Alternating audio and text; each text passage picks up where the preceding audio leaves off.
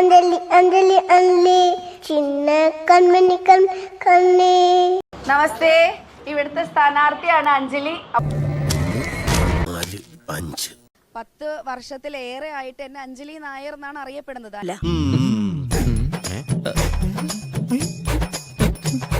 സിനിമയിൽ വന്നപ്പോൾ അഞ്ജലി എന്ന് മാത്രമായി. എനിക്ക് എന്റെ പേര് ഭയങ്കര ഇഷ്ടമാണ്. അപ്പോൾ മറ്റൊരു അഞ്ജലി ഉള്ളത് കൊണ്ട് ഭാഗ്യാഞ്ജലി എന്നുള്ള പേരിൽ തമിഴ് സിനിമകളിലെ നായികയായി. ഇങ്ങനെ എന്തെങ്കിലുമൊക്കെ പറയുമ്പോഴേ എന്റെ മനസ്സിനൊരു സന്തോഷം ഉണ്ടാവുള്ളൂ. മലയാള സിനിമ ചെയ്യാൻ തുടങ്ങിയപ്പോൾ ഭാഗ്യാഞ്ജലി എന്നുള്ള പേരിൽ എന്നെ ഒരിക്കലും മലയാളികൾ അറിയപ്പെടരുതെന്ന് കരുതി വീണ്ടും ഞാനത് അഞ്ജലിയാക്കി. അപ്പോഴാണ് നീയാണ് സാറാണ് ഇവിടുത്തെ ഏമാനം നിറഞ്ഞത്. ായിട്ട് എന്നെ അഞ്ജലി നായർ എന്നാണ് അറിയപ്പെടുന്നത്.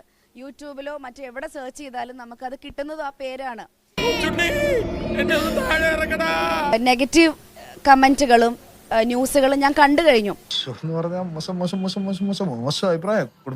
എന്തിനാണ് അതങ്ങനെ ആ ഒരു വാർത്ത അങ്ങനെ പ്രചരിക്കുന്നതെന്ന് എനിക്ക് മനസ്സിലാവുന്നില്ല. അങ്ങനെ പറഞ്ഞോ മുത്തശ്ശി? ഏതൊരാൾക്കും സോഷ്യൽ മീഡിയ തുറന്നു നോക്കിക്കഴിഞ്ഞാൽ അറിയാം. ഇതൊക്കെ ഒരു രസമല്ലേ? അപ്പൊ അതുകൊണ്ട് ഏത് രീതിയിലും എന്തും പറഞ്ഞു നടക്കുന്ന ആൾക്കാര് അത് അവരുടെ ഡ്യൂട്ടി അവർ ചെയ്യട്ടെ. അപ്പൊ നമുക്ക് കാണാം നല്ല സ്റ്റൈലായിട്ട്.